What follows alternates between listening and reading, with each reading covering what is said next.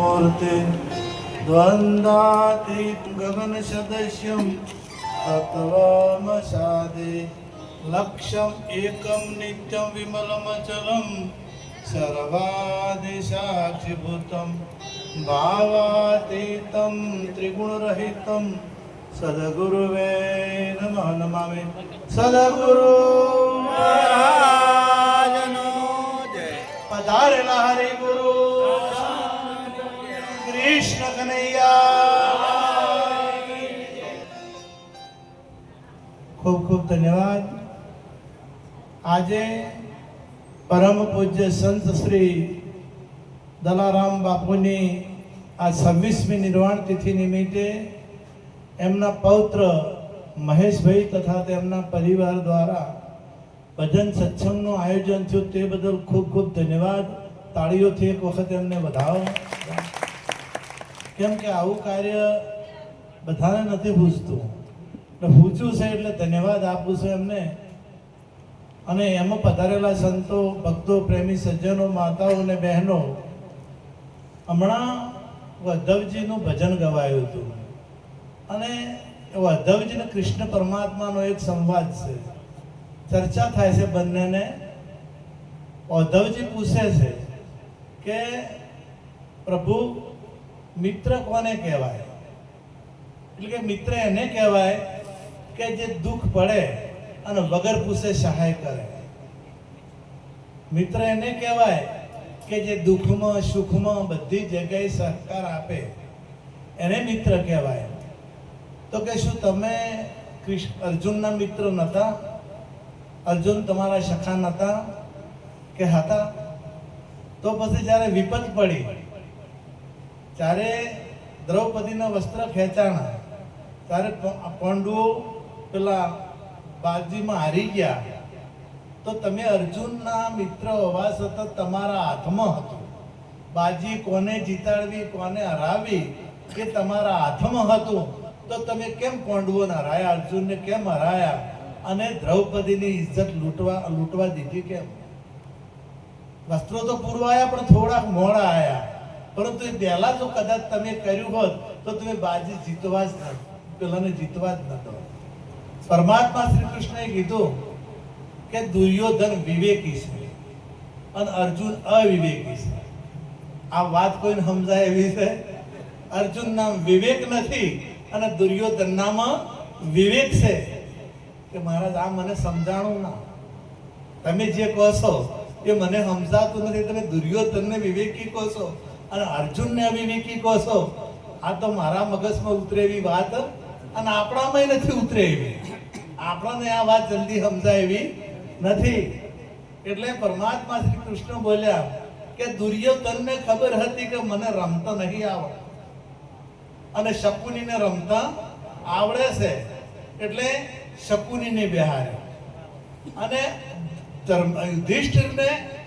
યુધિષ્ઠિરની વાત કરી, યુધિષ્ઠિર વિવેકી નથી, અર્જુન યુધિષ્ઠિર વિવેકી નથી। તો યુધિષ્ઠિર જેવો તો કોઈ રાજા નતો એ સમયે, યુધિષ્ઠિર જેવો ધર્માર્થ કોઈ રાજા નતો, યુધિષ્ઠિર જેવો સમજણો, યુધિષ્ઠિર જેવો વિવેકી બીજો કોઈ નતો। તો યુધિષ્ઠિરને અવિવેકી કીધા કે યુધિષ્ઠિરને પણ ખબર હતી કે એમને રમતા આવડતું નથી અને મને બધું આવડે છે, તો એમને એ સમયે કહેવું જોઈતું હતું કે હું નહીં રમું, મારા વતી કૃષ્ણ રમશે। એટલા માટે એ અવિવેકી છે, એટલા માટે એમને હું અવિવેકી કહું છું। અને દુર્યોધનને ખબર હતી કે એ આને નથી આવડતું, તો શકુનીને રમવા માટે બેહાર્યા અને યુધિષ્ઠિરને પાંડવોને ખબર હોવા છતાં એમને હું જાણું છું આ રમત, હું આમાં પાવરફુલ છું, કદી શકુનીને જીતવા ન દોત, પણ મને ન બેસાડ્યો। એમ માણસનામાં વિવેક એ મોટી વસ્તુ છે। જો એનામાં વિવેક આવે, સત્ય વસ્તુ કઈ, સત્ય શું, જો સત્ય સમજાઈ જાય તો બેડો પાર થઈ જાય। આપણે ભજનમાં જઈએ, આખી દુનિયા ભગવાનને માને, આખી દુનિયા કોઈ પણ ગમે તે દેશ હોય તો ભગવાનને તો માને જ છે, પછી એની ભાષામાં બોલતા હોય, ભલે કોઈ ગોડ કહેતું હોય, કોઈ અલ્લાહ કહેતું હોય, પરંતુ ભગવાનને તો બધા માને છે।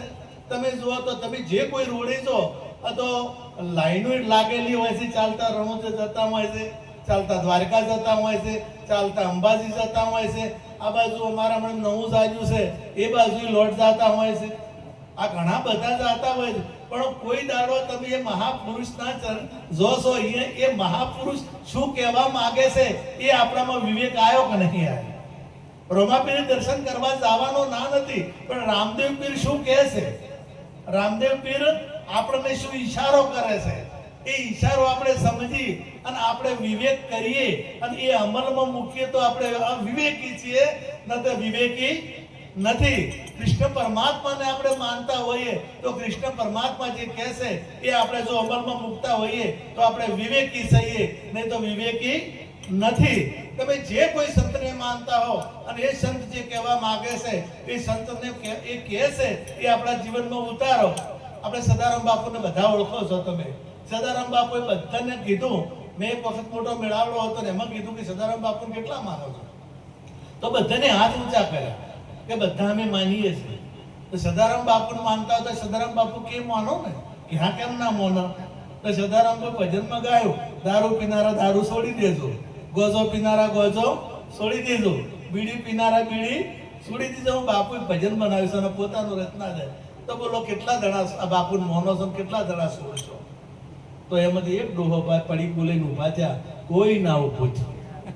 વિચાર કરો કે આ મોને છે, જો માનતા હોત તો ઉભા થોત કે ના થો? તો તમે ભગવાનને માનતા હો ને તો વિવેક હોવો જોઈએ કે ભગવાન જે કહે એ આપણા જીવનમાં. સીતાજીને પૂછું કે વડાત્રમની વાત કહો, પણ અત્યારે તેમ કે નવી પેટન્ટ આવી છે, હાડી લઈ આવો. હાલ તો એ જ માગે ને, હાડી માગે, કોઈ નવું નવું જે આવ્યું હોય એ માગે, પણ આવું તો કોઈને હુજતું જ નથી. આ વિવેક કોઈને આવતો જ અને વાત મૂળ સમજાતું જ નથી. એક તો જે મહાપુરુષો જે સંતો કે છે એ આપણા જીવનમાં ઉતરતું કેમ નથી કે વાત સમજાતી જ નથી. ગામડાના એક યુવકના લગ્ન થયા શહેરમાં, સિટીમાં, અને બહુ ભણેલી ગણેલી સુધરેલી આ ભાઈએ ભણેલા, પણ ગામડામાં તો થોડા ઘણું તો ગામડાનું દેશી આપણે મુંબઈમાં શું અમેરિકામાં જતા રહે ને તો આપણું જે કલ્ચર છે એ આપણું થોડા ઘણું રહે ને આપણે બોલતા બોલતા ચમ કેમની જગ્યાએ ચમ તો બોલવાના કોકરા, ગમે તેમ કરો ગમે એટલા જરા તો એનું આવે ને આવે. અને પેલી ભાઈ ભણેલી શહેરમાં, મોટી પણ શહેરમાં થયેલી, ભણી, બે વિવેકી હતા, બે સમજુ હતા ને લગ્ન થયા પછી આ ભાઈને બોલાયા જમવા માટે એમના ઘેર શહેરમાં બોલાયા એટલે પૂરીઓ બનાવી. હવે આપણા મોટા મોટા રોટલા બાજરીના ઘઉંના આ ભાઈએ ખાધેલા અને આવડી પૂરીઓ બનાવી. પેલો એક આખી પૂરી મોઢામાં, એક કોળી એક પૂરી. એટલે પેલી ભાઈ વિચાર કર્યો કે મારી બેન પણ ગયું, મારા કુટુંબ વાળા પછી હશે મને કે તારો ધણી આવ્યા તો આખી નાખી પૂરી ઠાપ ગાવતો હતો, આખી પૂરી. એટલે એને પાછળ ઉભા રહી અને ઈશારો કર્યો કે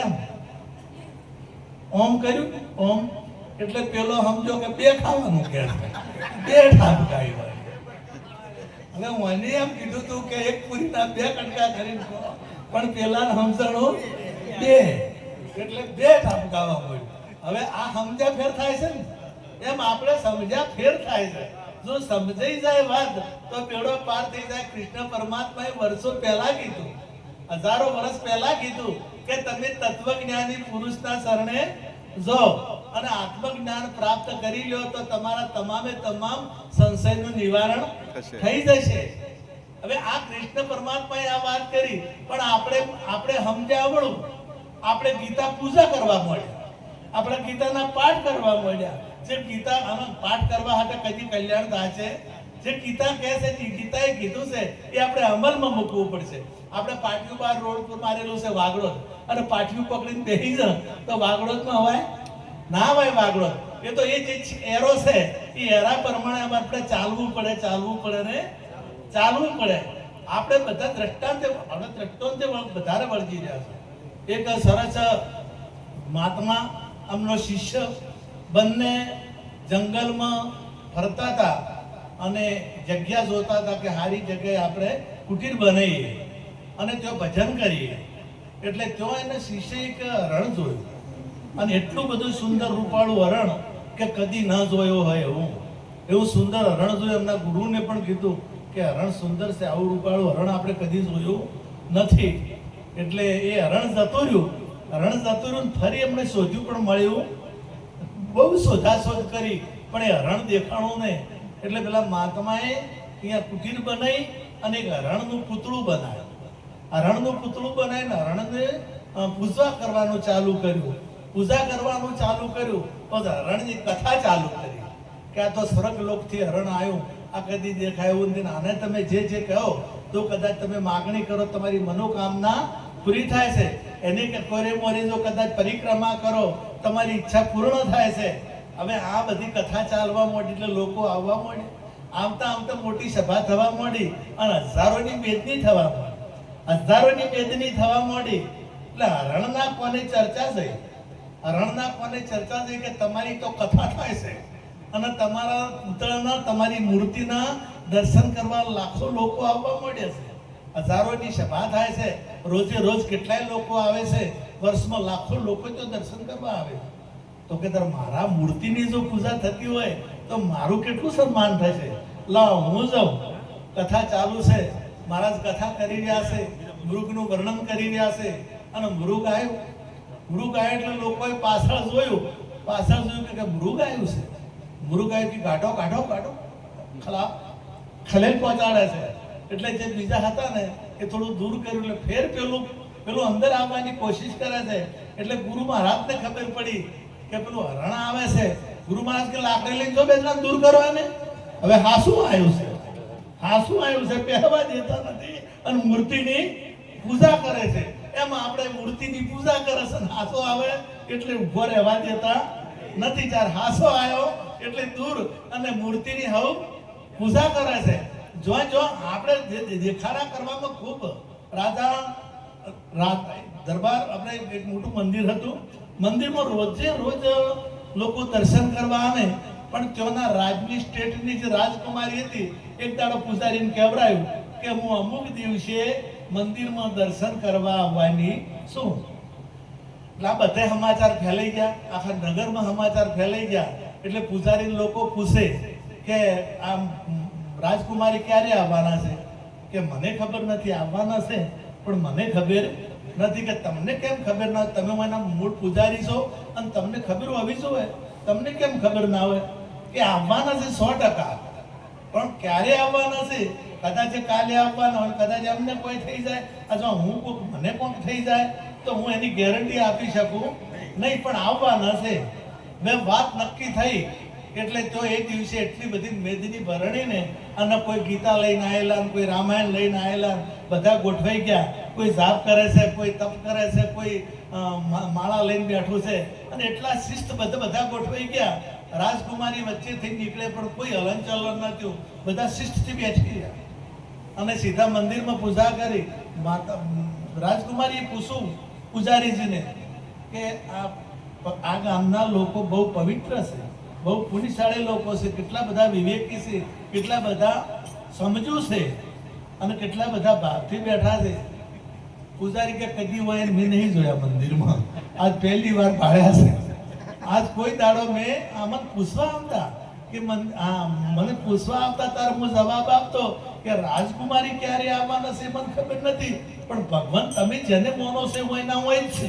એ આખા પાસા થયા નથી, થવાના નથી. એ આખા પાસા નથી થયા, પણ આ તમને જોવા આવ્યા છે, આ ભગવાનને જોવા આવ્યા નથી. એટલે જગત રૂપ ચેડે પડ્યું છે. જો સીતાએ રૂપ જોયું તો સીતાની દશા બગડી કે ના બગડી? જો રૂપ જોયું જ ના હોત, પારકારે રૂપ જોઈને મનમત ડગાવીએ. જો પરભારું રૂપ જોયું અને સીતાજીને મોહ થયો અને કંચવા શિવડાવવાની ઈચ્છા થઈ. વાસ્તવિક તો ખોટું હતું ને, એક હત્યા કરવાનું કીધું ને એમણે, અને હત્યા કરવાના કારણે જ એમને લંકામાં રાવણ ઉપાડી ગયો, ને કઈ સીતાને કોઈ ઉપાડી શકે નહીં. પણ રૂપ પર ભારો જોયો. એમ જગત અત્યારે મૂર્તિ રૂપાળી હોય, મંદિર રૂપાળું હોય, પબ્લિક વધારે આવતી હોય તો દોડી જતું હોય, પણ ભગવાન તો બધી જગ્યાએ છે. અરણાકશના પ્રહલાદજી કીધું હતું કે અરણાકશમય ભગવાન છે, અરણાકશીપુમય ભગવાન વગર કોઈ જગ્યા ખાલી નથી. આપણે જીવ ને શિવની એકતા ન થાય, આત્મા પરમાત્માની એકતા ન થાય એટલે કે સમજવું કે આપણે મૂળ સમજ્યા નથી.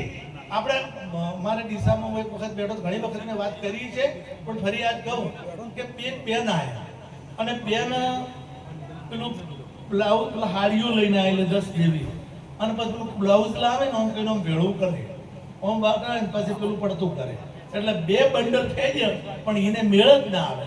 મેં તો પેનને કોઈ કાપડ જ ગમતું એટલે બીજી કે ના મેચિંગ નહીં થતું. મેં તું લગ્ન કરેલા છે કે 3 વર્ષથી નીકળે બેઠી છે તો મેચિંગ ઘેર કર કે હું શું કોમ કર કરે એ મેચિંગ આવતું નહીં અને હું ઓમ કર કરે છે, એટલે મેચિંગ તો અહીંયા કરવાનું છે કે એમ આપણે જો દેરોડી જેઠાણીનું મેચિંગ ના થતું હોય તો પેલું મેચિંગ ના કરતા. ભાઈને મેચિંગ નથી થતું, પિતા પુત્રને મેચિંગ નહીં થતું, હું આ તમે મેચિંગ કઈ રીતના કરવાનું અને એ મેચિંગ નથી આવતું અને લોકો કોઈને છે આર્યું મેચિંગ કરવાનું. હવે વાસ્તવિકમાં તો આ જીવ ને શિવનું મેચિંગ, જીવ શિવને મેચિંગ, આત્મા પરમાત્માનું મેચિંગ. આ મેચિંગ ક્યારે થાય કે જ્યારે જીવનો શિવ થઈ જાય. જાઉં ઘણા લોકોના વાત નથી ગળે ઉતરતી કે જીવનો શિવ કદી થાય નહીં, પણ ગીતા ભગવાને કીધું કે મામે વંશો જીવ લોકે જીવ ભૂત સનાતન. મામે વંશો જીવ લોકે જીવ ભૂત સનાતન. જીવ મારો અંશ છે અને સનાતન છે. જીવ મારો અંશ છે અને સનાતન છે. હવે જીવ સનાતન હોય અને પરમાત્માનો અંશ હોય તો એ પરમાત્મામાં જાય કે ના જાય, પરમાત્મામાં ભળે કે ના ભળે. એટલે તમારે જો પરમ ધમનું આપણે ગીતામાં કીધું કે વંશાસી જીર્ણાની યથા વિહાય નવાની ગૃણાતી નરો પરાણી જીર્ણોન્યન્યાય સંયાતિ નવાની દેહી. કે જ્યારે આ શરીર પડી જાય છે તારે આ શરીરમાંથી જે જીવાત્મા છે એ નવા વસ્ત્રો ધારણ કરે છે. આ જૂના વસ્ત્રોનો ત્યાગ કરી અને નવા વસ્ત્રો ધારણ કરે છે. હવે નવા વસ્ત્રો ધારણ કરે છે તો શેના આધારે કરે છે? એના આધાર તો જોવે ને ભાઈ. તો એના માટે આધાર છે એના કર્મનો, એના કર્મનો આધાર છે. તમને કદાચ આ મહારાજે કીધું કે શૈલ્યો મળશે, પરંતુ જો તમે કર્મ કરો તો બીજો મળે ને. અને કર્મ એવા કરો તો કર્મના આધારે આ દેહ કેવો પ્રાપ્ત કરવો, ઉંદરડો થો કે કૂતરી થો કે બકરી થો કે ગમે તે થો, પણ કર્મના આધારે તમે આખી જીવન જેવું કર્મ કર્યું છે એવું શૈલ્ય તમારી સુરતા આશા ત્યો વાસણ સુરતા ત્યો મુકામ. તમારી ભાષા જો હશે, તમારી વાસના જો હશે એવો તમને શરીર મળશે. પરંતુ ગીતામાં ભગવાને કીધું કે સર્વ આજે યથે તોષી શમિતો અગ્નિ ભસ્મસાત કરું તે અર્જુન. જ્ઞાનાગ્નિ સર્વ કર્માણી ભસ્મસાત કરું તે તથા. અગ્નિ પ્રાગટ્ય થાય અને સમિત એટલે બળતણ હોય, નોખમ તો ચંદન હોય કે પાવળ હોય, એ બધે બધું અગ્નિમાં બળી જાય, ખાખ થઈ જાય. એમાં એ એમ ના કે આ ચંદન છે બાળવું નથી. એમ જ્ઞાન અગ્નિ પ્રગટ થાય તો સારું કર્મ પણ બળી જાય અને ભૂંડું કર્મ પણ બળી જાય. અને જ્યારે 2 કર્મ બળી જાય ત્યારે તમને પરમધામ મળે. જ્યારે 2 કર્મ મળી જાય તારે તમને પરમધામ. એક કર્મ ઊભું છે તમારે સારું જોવે છે અને ભૂંડું જોવતું બધાને લક્ષ્મી જોવે છે અને ભગવાન જોતા લક્ષ્મી હવું ને જોવે પણ ભગવાન કોઈને જોતા નથી. સારું કર્મ રાખવું છે ને ભૂંડું રાખવું નથી. જ્યાર સુધી સારું છે ત્યાર સુધી જન્મ છે. સારું છે તો સારો જન્મ મળશે અને ભૂંડું છે તો ભૂંડો જન્મ મળશે. પણ ગીતામાં ભગવાને કીધું કે 2 બળી જાય અને 2 બળી જાય તારે તમે શુદ્ધ થો. અને જ્યારે શુદ્ધ થો, એક કર્મ તમને લાગુ નથી પડતું, તારે તમે પરમધામને તો પણ તારે જન્મ. હમણાં ભાઈ ગાયું હતું ને, અખંડ નામનું સ્મરણ થાય છે, રાત દિવસ ભજનમાં જાય છે, અખંડ નામનું સ્મરણ થાય છે, ગુરુ બોધ ઉદય ઉર થાય છે, બધા કર્મો બળીને ખાક થાય છે. જ્યારે જ્ઞાનનું પ્રાગટ્ય થાય અને જ્ઞાન પ્રગટ થાય એટલે બધા કર્મો બળીને ખાક થઈ જાય અને તારે ખબર પડે કે આ જીવ સનાતન છે તો કેવો છે. હું તો કોઈ મુસલમાને સનાતન છે, એ સનાતનમાં છે, ખ્રિસ્તી સનાતનમાં છે, એકલા આપણે સનાતનમાં નથી. આખું વિશ્વ સનાતનમાં છે. કારણ કે ગીતા ભગવાન કે વાત તમે માનો, મામે વંશો જીવ લોકે જીવ ભૂત સનાતન, તો બધાનો જીવ છે એ પરમાત્મા એકમાં તો આવેલો છે કે. પણ આ તો ભાષાના ડખા તમારે કોઈ દાડો આપણે જે ભેંસો મરાઠી કે મરાઠી કે તમિલ કે એવી ભેંસો હોય કે જે વાપર્યું આપણે આ ક્યારે ગુજરાતી છે અરે મરાઠી છે પણ ભેંસોને ખબર છે કે અમે મરાઠી છે કે અમે ગુજરાતી છે કે અમે પંજાબી છે તમે ગાયને કે કાગડાને ખબર છે કે અમે પંજાબી છે મરાઠી છે કે તમામનો જીવ એક જ છે તમામે જેટલા મનુષ્ય છે એ તમામ અને તમારે એનો પાકો પુરાવો તમે જે જીવો છો પ્રાણથી કોરોના આવ્યા ત્યારે એની કિંમત સમજણી બધા બાટલા નતા ધરતા જોયે અને એ પ્રાણ છે એ રશિયામાં બીજો હશે હે અમેરિકામાં ઇન્ડોનેશિયામાં કે પાકિસ્તાનમાં કે ઇરાકમાં કે ઈરાનમાં એ પ્રાણ બધાનો એક છે નથી તો એના ઉપરથી આપણે નક્કી થાય છે કે બધાનો પ્રાણ એક છે બધાનો જીવ પણ એક હોય